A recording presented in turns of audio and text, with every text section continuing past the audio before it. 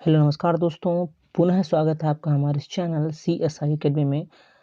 बहुत लंबे समय के बाद मैं आ रहा हूं दोस्तों, लेकिन अब ये वीडियो कंटिन्यू रहेंगी।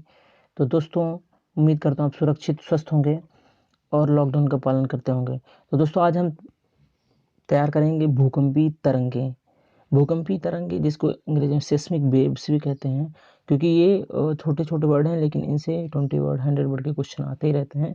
तो प्रारंभ करते हैं दोस्तों। आज है भूकंपी तरंग। भूकंपी तरंगे होते क्या हैं? जब भूकंप अपने भूकंप तल से मतलब फोकस बिंदु से 3 प्रकार की तरंगे उत्पन्न करती हैं, उनको भूकंपी तरंगे कहते हैं। ये तरंगे होती हैं पी तरंगे, एस तरंगे और एल तरंगे। तो इनको नाम से जाना था। पहले समझते हो पी तरंगे, जिनको पी वेव्स बोलते हैं। तो उसको पी वेव्स क्यों बोला जाता है?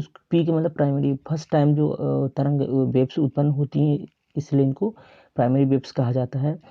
यह ध्वनि तरंगे होती हैं, इनको अनुदैर्ध्य तरंग भी बोली जाती हैं, क्योंकि इनका संचरण तथा कणों का जो एक सीधा तंत्र होता है। इन तरंगों में जो तरंगों से जो दबाव पड़ता है, इसलिए इन तरंगों दबाव वाले तरंग भी के नाम से प्राइमरी तरंगे बोले जाते, दबाव वाले तरंगों के नाम से इनको जाना जाता है। इनकी औसत गति 8 किलोमीटर प्रति सेकंड तक हो सकती है।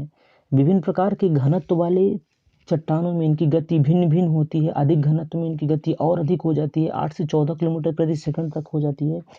प्राथमिक तरंगे भूकंप अधिकेंद्र, एपी सेंटर जिसको बोला जाता है, मेन पॉइंट जहाँ से उत्पन्न होती हैं, कि ठीक 21 मिनट में अपने विपरीत धरातली भाग प्रतिध्रुवस्थ जहाँ से उत्पन्न होते हैं में पहुंच जाती हैं।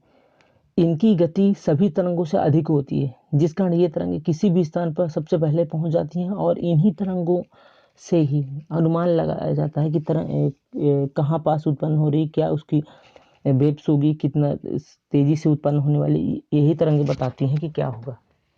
फिर अगली तरंगे होती है दोस्तों एस तरंगे। इस तरह को एस वेव भी बोला जाता है। इसको सेकेंडरी वेव्स कहा जाता है, क्योंकि ये फर्स्ट के बाद सेकेंड में यही उत्पन्न होती हैं। ये अनुप्रस्थ तरंगे भी कहते हैं इनको। इन तरंगों का संचरण दिशा तथा कणों के दोलन की दिशा में एक दूसरे के समकोण काटती हैं। ये तरंगे प्रकाश की तरंग के समान होती हैं। इनकी औसत गति 4 किलोमीटर प्रति सेकंड होती है।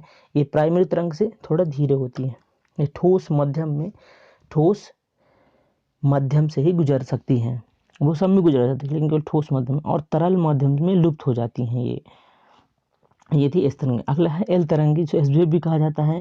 ये धरातलीय तथा लंबी तरंगों के नाम से भी पुकारा जाता है। इन तरंगों की खोज HD लब्स ने की थी, इसलिए इन्हें कई बार लब वेव्स भी कहा जाता है। तो ध्यान रखिए, एल वेव्स को लब वेव्स भी कहा जाता है, क्योंकि इसकी खोज किसने की थी?